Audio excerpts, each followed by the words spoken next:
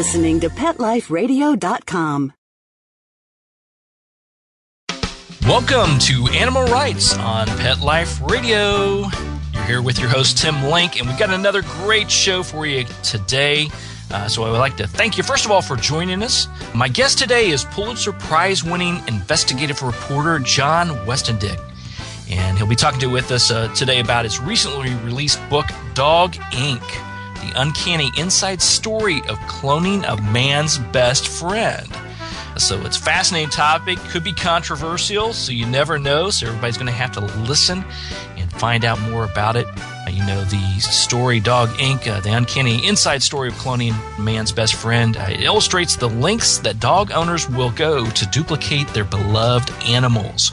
So I'm really fascinated and interested in talking to John more about the book and everything that he does as well. But first, I'd like to talk to you about a study that I found recently. There was a study recently that was published. It was actually January 2011. And it was published in the issue of Journal of American Veterinary and Medical Association. And the study, which took place at Ohio State's Veterinary and Medical Center, it documented sickness behaviors in healthy cats as well as in cats with feline interstitial cystitis. Mouthful there. But basically, it's a chronic illness that causes reoccurring discomfort or pain in the bladder of your cats. And it also leads to both urgent and frequent urination by the animals. So it's a serious disease. But this study, which was actually given a large grant to find out what causes this and what causes your cat to not want to urinate in their litter box, the study concluded that basically it's something I already knew, but the study concluded that the changes in a cat's routine can cause stress. And with stress comes the unwanted sickness behaviors, as they call it. Sickness behaviors in your cats that tend to exhibit such behavior as refusing to eat or not using their litter box. So there was a large grant given for this study to come back basically saying, keep your cat's life stress-free, keep it on a routine, and you're going to have a better chance of your cat not getting this illness and actually using the litter box. Or you can call me, and I'll be able to consult you on it, and we'll find out what's going on there as well. As an animal communicator, I do that often. That's probably the number one call I get is, why is Fluffy no longer using the litter box? And perhaps Fluffy is stressed out a little bit, or you've changed the behavior, or maybe Fluffy has gotten this chronic illness called IC. So, interesting study. You know, in the study it talks about the pets, and it went into a lot of detail about studying the cats and monitoring them on a daily basis. And, I often tell clients that pets are like people. They love their routines. They don't like to have their routines disrupted. I know I have to have my first cup of coffee in the morning for me to be able to function. And I'm sure cats have to have their first routine in place as well. So if you're going to change the routines of your animals, I always recommend that you talk to the animals and you explain to them how the change is going to impact them and their normal routine. You explain to them that what you would like for them to do to be able to help out with this situation, this change in the routine. And most importantly, you tell them why it's going to be a good thing. Why is it going to be okay, Fluffy, that we're going to change your routine today? So basically tell them, if you're going to be going on vacation, you let them know that, hey, I'm going to be going on vacation and I'll be back in 1 week. What I need you to do is be a great kitty for the pet sitter. Use your litter box only, because this is going to make me really happy and it's going to cause you a lot less stress. Simple, sounds odd, sounds different, but talking to the animals, believe me, it works. And that is the number one thing I get called on all the time is about the cats. I found out that by simply explaining these things to your cat, and you can do it with your dog and your other pets as well, it will ease their anxiety about the changes in the routine and how they can adjust to it and what you need from them and why it's going to be a good thing for them. And, now if I can only get a major grant to study this and talk about it as well, then we'd all be happy. And I know my bank account would be a little happier too. But it's an interesting study. I think it's something worthwhile. We're going to post it on the blog, which is the Animal Rights blog on Pet Life Radio. So go to PetLifeRadio.com, click on Animal Rights, and go to the blog. That'll talk a little bit about the particular study, as well as we'll provide a link to the full article about it. So kudos to Ohio State University Veterinary School to at least caring about our cats and wanting to find out how we can keep their routines the same and keep their life stress-free. So interesting article. So we're going to come up to a break, but we're going to be right back with John Woestendiek to talk about Dog Inc., the uncanny inside story of cloning a man's best friend. You're listening to Animal Rights on Pet Life Radio. Sit. Stay. We'll be right back after a short pause. Well, 4 to be exact.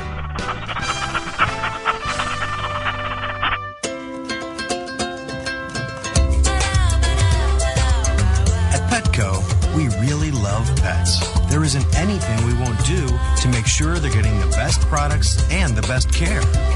So when you ask us a question like, so how do you feel about cat condos? We can say from experience, Feels like home. For her. Enter the code LUCKY10, LUCKY, the number 10, and get 10% off any order. No minimum at petco.com. There's a movement afoot, ShoeBuy.com. Join the millions of people who shop ShoeBuy.com's over 400 brands and 500,000 products. Order now and get free shipping and free return shipping. ShoeBuy.com, the world's greatest shoe store. Walk your dog in style and comfort. Enter the code LUCKY, LUCKY, at checkout and get a 10% discount plus free shipping at ShoeBuy.com. How would you like your business to reach out and invite in our audience? We have a brand new trademark concept called Info Seeds. Info Seeds are short 20-second seeds of information about your place of business, practice, or service. We only have a limited number of slots left. For more information, visit PetLifeRadio.com. Click on sponsorship information. There you can listen to a sample of Info Seed or email us at PetLifeRadio.com. Remember, only a limited number of opportunities are available. This year, Americans are expected to spend a jaw-dropping $36 billion on their pets. From lighted leashes to high-end spa products, the discriminating pet owner can find just about anything to pamper his or her pet. Hi, this is Michelle Fern. Join me every week for Best Bets for Pets, where we'll talk about the latest pet products and talk to the companies that make them. Best Bets for Pets, every week, only on PetLifeRadio.com.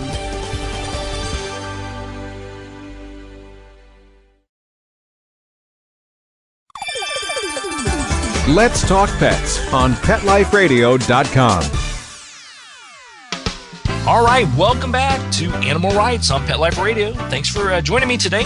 And on our show, we've got John Woestendiek coming on. And he's recently released his first book, Dog Inc., The Uncanny Inside Story of Cloning a Man's Best Friend. So, John, welcome to Animal Rights on Pet Life Radio. Hi, thanks for having me. Oh, it's our pleasure. It's a fascinating book. I mean, obviously, you have a great long history, Pulitzer Prize-winning investigative reporter, and now we're talking about a wonderful book, a very intriguing book called Dog Inc., The Uncanny Inside Story of Cloning a Man's Best Friend. So, tell us a little bit about the book and how it came about. Sure, but we have to go back to the routine, to pets and their routine later, because I need some insights on that. Okay, we can do that. I got started on the book back when I was still a reporter with the Baltimore Sun, and I was doing their pet blog called Mutts at the time. It was mostly about dogs. And I did a short little blog item on someone had reported that there was an anonymous woman who was getting her dog cloned. There weren't too many more details than that, which I found kind of intriguing. I did a little item on it, and the next day I came to work and I had like 15 to 20 voicemails from the anonymous woman who wasn't anonymous anymore after that. So that's the part of it that really intrigued me most, is that it sort of struck me as the first time that we as a society in our history were cloning for love as opposed to, scientific experiment or agriculture. Right. And that seemed to come, kind of close, especially with dogs, who probably no animal closer to us as perhaps leading the way to something even scarier. Exactly, and it's fascinating because like you said, I think everybody heard of cloning of livestock, and we heard about the sheep that was cloned, et cetera. And obviously we'd sort of been, at least in my mind, it's kind of it's very fascinating. But I didn't know it was actually happening. I didn't know it was actually today present. They're actually doing that, and people are paying top dollar in hopes to hold on to their beloved pet in some fashion. Yeah, and it was actually the whole impetus behind it was pretty much to turn it into a profit-making business. And so that the effort to clone a dog, I mean, everybody remembers Dolly the sheep pretty well, but the effort to clone a dog started not too long after that was announced, and the first research was underway at Texas A&M University, where it was funded by a private citizen who wanted his dog cloned. And they tried for several years and couldn't quite pull it off because dogs proved to be a lot more difficult to clone than any other animal. They eventually, the company that was funding the effort, actually, though, even before a dog was cloned, they were selling the idea of banking your dog's cells for when the day came. So they were sort of doing business on the promise that cloning was just around the corner and you should bank your dog cells now. And a lot of people did that. Well, it's fascinating, but it's also mind-boggling because I love my pets. We've got dogs, of course, we've got turtles and rabbits and everything in our birds, you name it, is in our household. We have cats, but it never occurred to me to do that. I think I love my pet as well as anybody. I'm sure you love your dog as well as better than anybody. It's your best friend. But cloning, is that something that you thought of after had been anticipating since you wrote the book? Is this encountered in your mind? I can understand the temptation to do it. I think my dog is like extra special, as everybody does with their own dogs. And he's about 6 years old now, and so every once in a while I think about and he's a very large dog, so he won't live a whole long time. So I understand both the sense of loss that people go through, having been through a few other dogs, and so I can relate to that, but I would never clone my dog. Well, in the first place, it costs $100,000, so that rules me out. But even if I could, I wouldn't, because I think it wouldn't be fair to his memory, and it probably wouldn't be fair to the clone who I'd have all these high expectations of. Weren't you more like Ace? Why can't you do this like Ace did? And I just don't think it'd be fair to anybody, including me. Yeah, exactly. And that's a very good point because from what I understand about the cloning process, you may get an animal that looks a lot like the original animal, like Ace in this case, but the personalities of the two animals are still very unique. And so when people find this out, what's their overall take? How the response has been? Have they been still just as thrilled because it sort of still looks like the dog that had made its transition, or are they very disappointed because the personality is still much different? It's been a mixture, even like within the same person. It's been a mixture. By that I mean the first customer who I talked to, throughout the process while she was still waiting for it, and when she went to pick up her dogs, and after she got them back, she kind of went back and forth, when they were pups, on how much they physically resembled the original, and in terms of behavior as well. The company, there's only one that's doing it now in Korea. They pretty much guarantee that they'll give you a dog that is physically identical. But you're right, as far as the personality and the behavior and the temperament are all things that I think anybody who has a dog knows that a lot of that comes from the time that the two of you spend together and how you spend it and how you raise them. And I think that's something that sort of evolves over time and doesn't have a whole lot to do with genes. Yeah, exactly. And that's, to me, that's having an animal that looks like an animal that I've had in the past. Obviously, we're humans, so we're attracted by things that attract our eye to begin with. But when it boils down to it, it's really the personality, the essence of that particular animal that you really, in my opinion, you hold dear to your heart. And you want them to be identical. You want them to act and play and get in trouble like your dog used to do. And the customers, there are some customers who think it's going to be somehow the same dog, that somehow the soul of their dog that died is going to re-enter the clone and they will have the same dog again. And I don't know if they're fooling themselves or it's wishful thinking or denial or what. But then again, there's others that know it's not the same dog, and it's just as close as they can come to getting the same dog. So it varies from customer to customer. Interesting. How many people are doing this? They provide any numbers? I don't have a definite number. I know, well, how it got going was that there were two companies at first. One that originally called itself Genetic Savings and Clone, and that was the one that that's bad. I'm sorry, that's just bad. They were the ones that were hooked up with Texas A&M and had hoped to get cloning accomplished here and to clone pets here for people.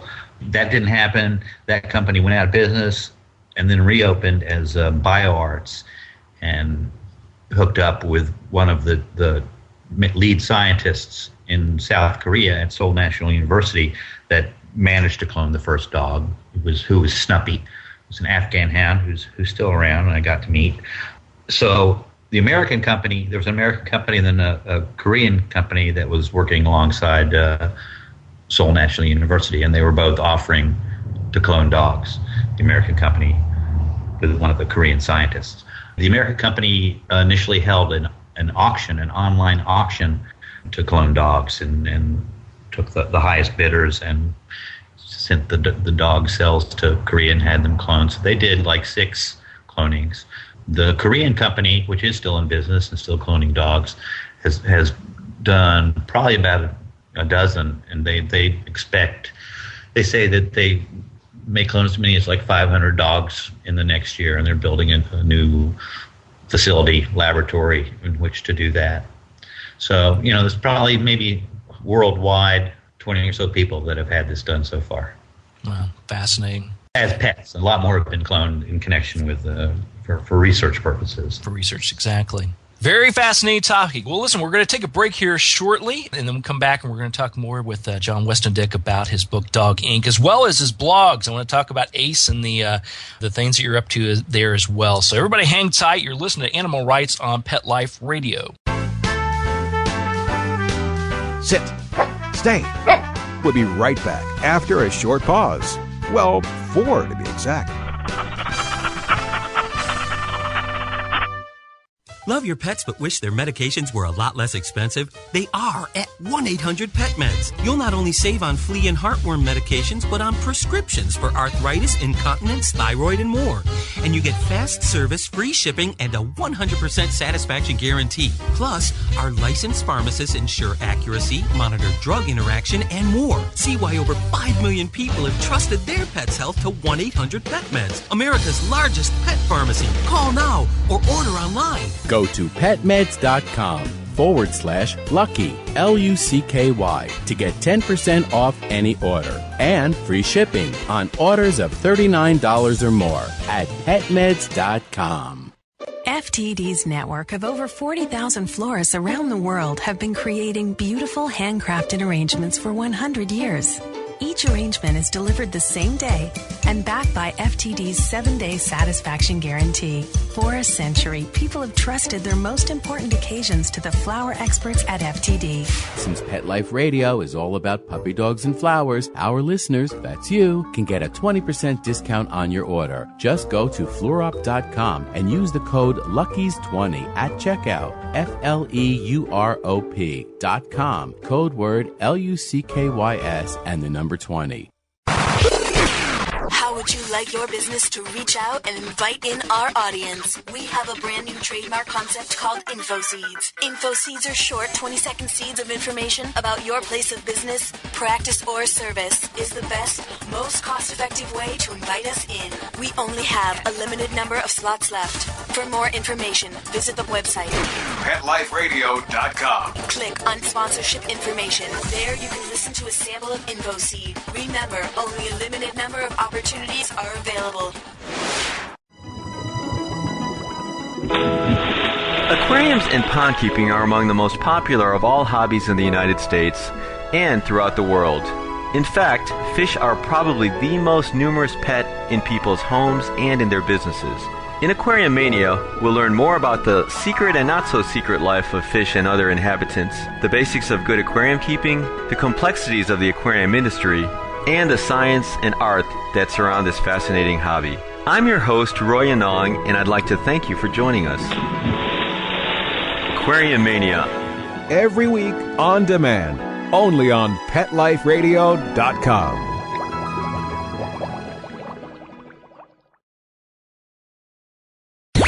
Let's talk pets Let's talk pets on Pet Life Radio. Pet Life Radio. PetLifeRadio.com. All right, welcome back. Welcome back. You're listening to Animal Rights on Pet Life Radio. And this is Tim Link, your host. And I'm here with John Woestendiek, who is the author of Dog Inc., the uncanny inside story of cloning of man's best friend.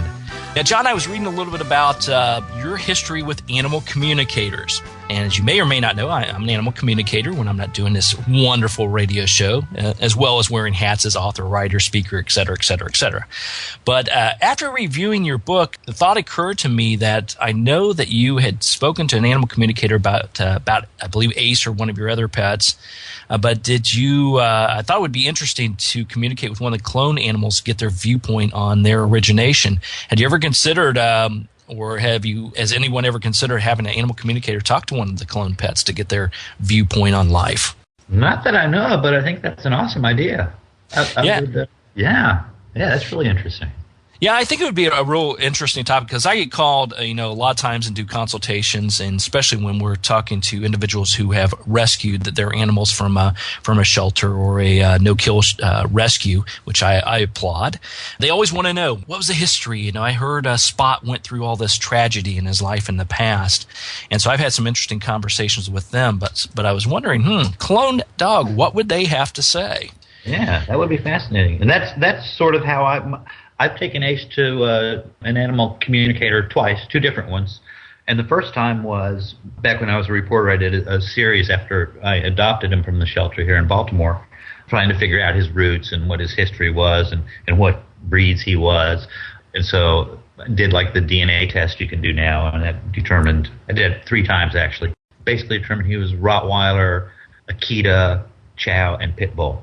But then I went back to the neighborhood where he had been found and tried to find people that recognized him.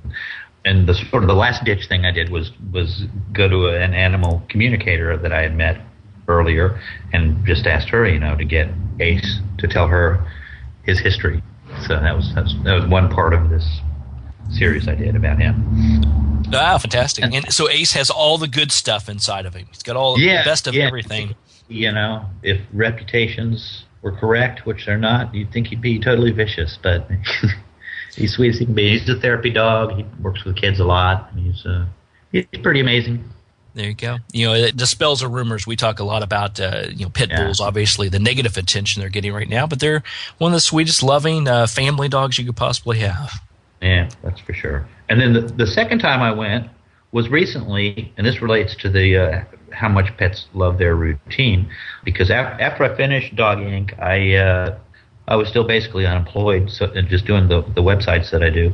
So I decided I could be unemployed and see the country at the same time. So Ace and I put everything in storage, and we took off on a journey in our car, trying to be really cheap and not spend much money, and been at it like 8 months now. We're still not settled. Not sure where we're going next. But after, all along the way, I wondered, is Ace enjoying this? He seems to be. He seems always happy and, or asleep. But it kept bugging me. Am I putting him through too much by doing all this traveling? Right. We'd go, we'd stay a place a night or two and then move on. And so I eventually ended up in Arizona and spent like a month there, living in a little trailer with Ace, and ran into another animal communicator and took Ace to her, asking her, does Ace like this? Because I know dogs do love their routines, but I didn't know whether the traveling sort of had become the new routine, if he was enjoying it, or if he really wanted the old routine back, of going to the park a couple times a day and seeing all the same dogs. And so her answer was kind of what I wanted to hear. I don't know if she meant it to be what I wanted to hear, but she said that Ace kind of saw the traveling, and we go to a lot of shelters and sanctuaries and things like that, and meet people. He sort of saw that as his mission and job and really enjoyed it. And he liked traveling. And yet, at the same time, he did also look forward to the day when we were settled in one place. So, yeah, well, I think that Ace definitely understands what your goals are, why you're doing this. I'm sure you've talked to him about it. I'm sure you've projected it out. Yeah, and every time you pull out a map to go to the next place, you're projecting that visualization, and he's picking up on that visualization as well. So once again, I think it's a matter of he understands. I think he does want to help you do your work, and more importantly, you're keeping him abreast of what's going on. And that's the important thing. There's a big difference when you change the routine. If you let them know ahead of time what to expect and what you need from them, and why is it going to be a good thing to do that, then you're going to have a lot less stress. But if you don't do any explanation at all and you just throw Ace in the back of the car and you're on your way, then you're going to probably have a little bit of a challenge. Yeah. And I should explain to him what's going on now, except I haven't figured that out myself. Well, tell us a little bit about this escapade, because I know you have a blog about it. Your Travels with Ace is what the blog is. So tell us how the journey got started. Why did you decide to do this, and how's it going so far? Well, when I left the newspaper and was working on the book, I also started up my own sort of dog news website called Oh My Dog, OHMIDOG.com, and which is a mix, news of dogs from around the world, and also, personal stories and, stories that I report around here in Baltimore. And so I was doing that.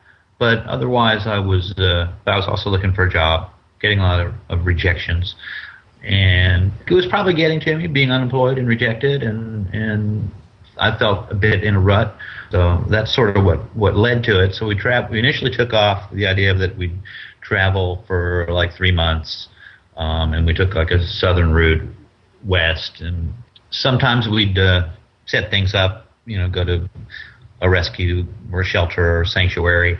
Other times we just, sort of have impromptu adventures, and it was really neat. We met really a lot of great people, and a lot of people that were hospitable and put us up. And we one of the highlights was when we were in Dallas.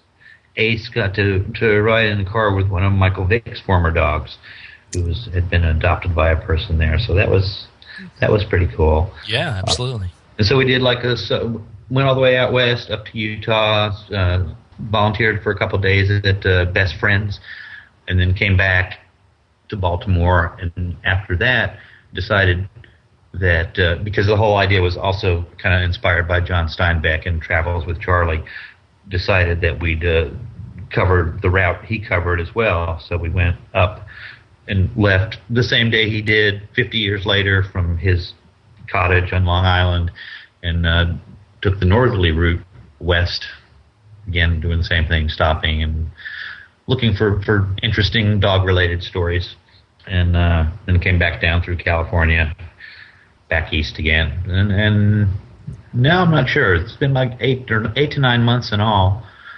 and part of me, and I think a pretty big part of Ace, wants to be situated for a while at least in one place. But he's back now in Baltimore, and even though I'm not in the same house I used to be in, we're close to his favorite park, so he's thrilled that we still go there every day.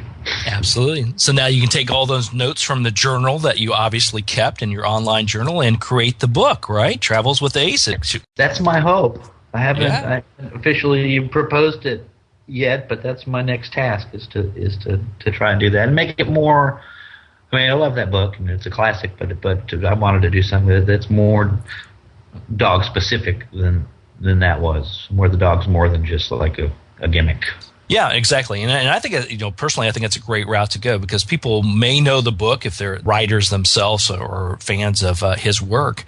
But like you said, it's 50 years ago. So you got a whole new audience, a whole new bunch of pet lovers out there, dog lovers, and they want to hear things from the dog's point of view. So, hey, I look forward to having you on in about a year or so to talk about that book. It's okay. We'll take you up on that. Or you come back here and say, hey, whatever happened to that idea for a book you had? And track you down somewhere on the road as you're traveling still with Ace. That sounds great. So tell us a little bit give everybody the websites once again, so they can go out and check the blogs out, and they can, of course, know a little bit more about the book as well as your other blogs you have. Well, my website is Oh My Dog. It's OHMIDOG.com. travelswithace.com. And then the one I started up when our travels began, as you said, is travelswithace.com. And then the website for my book is doginkthebook.com. So everybody check out those blogs, and we'll have those available too, and we'll have those posted so everybody can check that out as well. So it's fascinating work. And of course the book is obviously fascinating, a very interesting and somewhat controversial topic for some people. The book is Dog Inc., The Uncanny Inside Story of Cloning a Man's Best Friend. So we've been talking to John Woestendiek. John, thanks for coming on to Animal Rights on Pet Life Radio, and we look forward to keeping up with your travels, and give Ace a big hug for us. Thank you. I appreciate it. And if I'm confused about Ace, I'm going to give you a call and get you to tell me what's going on in that furry head of his. Hey, we will. We'll let you know, and I'm sure he has plenty to say, so we'll look forward to that. Yeah, he's pretty wordy, I think. Fantastic. All right, well, so we've been talking to John Woestendiek, and the book, once again, is Dog Inc., The Uncanny Inside Story of Cloning a Man's Best Friend. John, thanks for coming on to Animal Rights on Pet Life Radio. Thank you. It was fun. All right, so we're coming up to the end of our show today. So I'd like to thank everybody for listening to Animal Rights on Pet Life Radio. Also like to thank, once again, John Woestendiek for coming on board and talking to us about all the wonderful things that he does and talking about the book Dog Inc.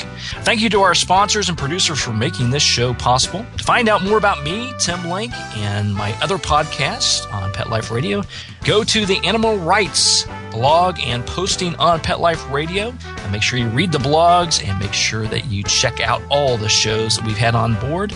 Go to PetLifeRadio.com. While you're there, be sure to check out all the other hosts and shows on Pet Life Radio too. So if you have any questions, comments, show ideas, people you would like to see on board, drop me a line at tim@PetLifeRadio.com. That's tim@PetLifeRadio.com. And I'll do my very best to answer your questions, entertain your comments, and see if we can get the authors, writers, and bloggers on the show that you would like to listen to and hear from. So until next time, write a great story about the animals in your life and share it on a blog, article, or in a book. And who knows, you may be the next guest on Animal Rights on Pet Life Radio. Thanks for joining us. Let's Talk Pets, every week on demand, only on PetLifeRadio.com.